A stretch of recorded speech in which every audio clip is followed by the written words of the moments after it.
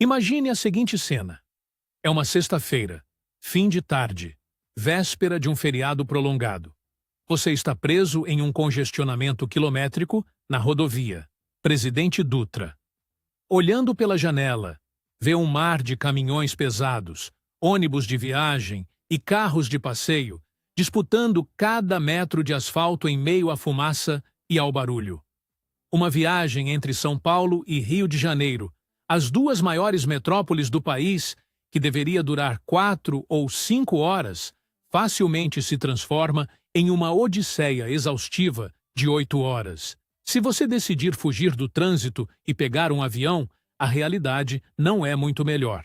Você enfrenta o caos dos aeroportos de Congonhas ou Santos Dumont, passagens com preços astronômicos, atrasos climáticos e a longa jornada do aeroporto até o centro da cidade. Essa é a realidade da mobilidade brasileira hoje. Lenta, cara, ineficiente e dependente de uma matriz de transporte que parou no tempo. Mas, e se eu te dissesse que a solução para esse pesadelo não apenas existe, como já esteve muito perto de se tornar realidade? E se, em vez de horas de trânsito ou do estresse de um aeroporto, você pudesse embarcar em um trem ultra-aerodinâmico no centro de São Paulo e desembarcar no coração do Rio de Janeiro em apenas 90 minutos? Tudo isso viajando ao nível do solo, em poltronas espaçosas, a mais de 350 km por hora, enquanto vê a paisagem da Serra do Mar passar como um borrão silencioso pela janela. Esta não é uma fantasia de ficção científica. Foi um projeto real, oficial e bilionário que o governo brasileiro tentou tirar do papel. Uma revolução na nossa infraestrutura que, se tivesse acontecido, teria mudado para sempre a cara do Brasil. Hoje, nós vamos investigar os bastidores de por que o nosso tão sonhado trem-bala descarrilou antes mesmo de ser construído e fazer a nossa simulação definitiva. Como seria a nossa vida e a nossa economia hoje se essa mega-obra estivesse operando em todo o seu potencial? A ideia de interligar Rio e São Paulo por trilhos não é nova. Ela remonta à época do próprio Império Brasileiro, com a Estrada de Ferro. Dom Pedro II. Mas foi no final dos anos 2000 que o sonho de alta velocidade ganhou contornos reais. O Brasil vivia um momento de otimismo econômico sem precedentes. O país havia acabado de ser escolhido para sediar a Copa do Mundo de 2014 e as Olimpíadas de 2016. O mundo inteiro estava olhando para nós. E o governo brasileiro queria provar que não éramos apenas o país do futebol e do carnaval, mas uma nação emergente com tecnologia de ponta. Nascia ali o projeto do TAV, o trem de alta velocidade. O escopo era colossal. A linha conectaria Campinas, passaria pela capital paulista, cruzaria o Vale do Paraíba, rasgaria as montanhas da Serra das Araras através de dezenas de túneis e viadutos e terminaria no centro do Rio de Janeiro. Estávamos falando de mais de 500 quilômetros de trilhos de altíssima tecnologia. O entusiasmo era contagiante. Gigantes da engenharia global, como a Alstom francesa com o seu TGV, as empresas japonesas responsáveis pelo lendário Shinkansen, consórcios alemães e chineses, todos vieram ao Brasil disputar o contrato. O projeto prometia não apenas transporte, mas a transferência de tecnologia. O Brasil passaria a fabricar os trens internamente, criando milhares de empregos de alta qualificação. A promessa era clara. Durante a Copa do Mundo, um turista estrangeiro ou um executivo brasileiro poderia assistir a um jogo no Maracanã à tarde e jantar na Avenida Paulista à noite, movendo-se com a precisão de um relógio suíço. Entraríamos para o seleto e restrito clube de países com ferrovias de alta velocidade, consolidando a nossa posição como a maior potência indiscutível do Hemisfério Sul. O Brasil, finalmente, estava prestes a entrar nos trilhos do futuro. Então, o que deu errado? Como um projeto que tinha financiamento garantido, interesse global e urgência nacional se transformou em uma lenda urbana, um dos maiores fantasmas da nossa engenharia? A resposta é uma mistura complexa de arrogância política, incompetência no planejamento e a força esmagadora dos lobbies econômicos. O primeiro grande obstáculo foi o preço. O projeto original, anunciado com grande alarde, previa um custo de cerca de 30 bilhões de reais. No entanto, à medida que os estudos geológicos avançavam, a dura realidade da nossa geografia se impôs. A Serra das Araras e o relevo acidentado do Vale do Paraíba exigiriam uma quantidade absurda de perfurações de túneis e construção de viadutos gigantescos para garantir que o trem não perdesse velocidade nas curvas. Rapidamente, o custo estimado saltou para 40, 50, e alguns especialistas apontavam que passaria dos 60 bilhões de reais. Em segundo lugar, veio o choque de realidade técnico. O governo brasileiro, tentando proteger a indústria nacional e impor regras rígidas de transferência de tecnologia, criou um edital de licitação tão complexo e com tantas exigências de risco para a iniciativa privada que os consórcios internacionais começaram a recuar. O leilão, que deveria definir o vencedor da obra, foi adiado uma vez, depois duas, depois três. Mas o golpe de misericórdia veio dos bastidores.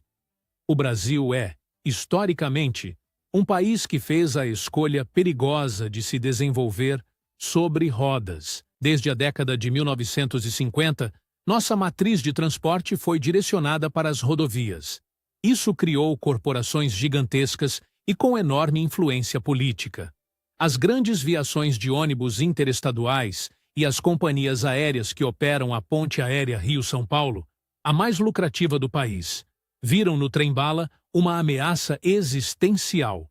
Por que alguém pagaria R$ 1.000 em uma passagem de avião de última hora e enfrentaria horas no aeroporto, se poderia ir de trem, do centro ao centro, pela metade do preço? A pressão silenciosa dos lobbies de transporte e rodovias nos corredores de Brasília foi imensa. Com a crise econômica ganhando força a partir de 2014, o governo perdeu o fôlego financeiro. Sem dinheiro, sem investidores internacionais dispostos a assumir o risco sozinhos e com forte pressão de setores conservadores da economia, o projeto do TAV foi engavetado. A nossa revolução tecnológica morreu em pilhas de estudos de viabilidade e maquetes virtuais.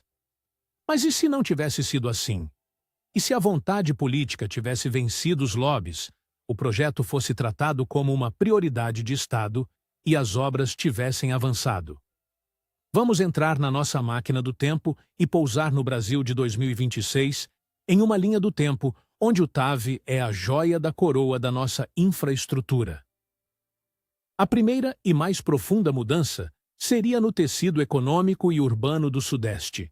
O eixo Rio-São Paulo teria se consolidado como uma verdadeira megalópole, um conceito urbano onde duas metrópoles se fundem comercialmente. Com a viagem reduzida a 90 minutos, a noção de distância desapareceria. Um arquiteto no Rio de Janeiro poderia fechar projetos diariamente na Avenida Faria Lima, em São Paulo. Um estudante de Campinas poderia fazer mestrado presencial na UFRJ, indo e voltando no mesmo dia sem exaustão. A integração dos mercados de trabalho criaria uma zona de prosperidade e dinamismo comparável ao corredor Tóquio-Osaka, no Japão. As cidades do interior, como São José dos Campos, Taubaté, Volta Redonda e Resende, que teriam estações no trajeto, sofreriam uma revolução. Haveria um boom imobiliário gigantesco. Milhares de pessoas fugiriam do custo de vida exorbitante das grandes capitais para morar com mais qualidade de vida nessas cidades, sabendo que estariam a apenas 30 ou 40 minutos do centro financeiro do país. Isso descentralizaria a riqueza e reduziria a hiperlotação de São Paulo e do Rio. No transporte logístico, o alívio seria imediato. A ponte aérea Congonhas-Santos. Dumont teria seus voos reduzidos drasticamente, desafogando o espaço aéreo e permitindo que os aeroportos se concentrassem em voos internacionais e de longas distâncias regionais. A rodovia Dutra, livre de uma enorme fatia de carros de passeio e ônibus fretados, se tornaria um corredor logístico muito mais rápido e seguro para o transporte de cargas, diminuindo o custo do frete, o que baratearia os produtos no supermercado para o cidadão comum. O número de acidentes fatais nas estradas despencaria, e o impacto ambiental seria reduzido a uma fração, substituindo milhares de motores a combustão por energia elétrica limpa. E o projeto não pararia por aí. O sucesso absoluto do primeiro trecho criaria uma pressão popular incontrolável por expansão. No ano de 2026, dessa nossa realidade alternativa, já estaríamos inaugurando a linha de alta velocidade, descendo para o sul, cortando o Paraná até Porto Alegre. Uma segunda linha estaria rasgando as montanhas de Minas Gerais, conectando Belo Horizonte e Brasília à malha nacional. O mais triste de olhar para esse cenário hipotético é perceber que nós tínhamos todas as capacidades para realizá-lo. O Brasil abriga algumas das maiores e mais competentes empreiteiras do mundo. Temos capital humano, temos demanda absurda de passageiros e tínhamos crédito na época. O trem-bala não fracassou porque era impossível. Ele fracassou porque nós fomos incapazes de planejar a longo prazo. Hoje, continuamos dependentes de rodovias esburacadas e de um sistema de transporte que encarece a nossa vida e limita o nosso desenvolvimento.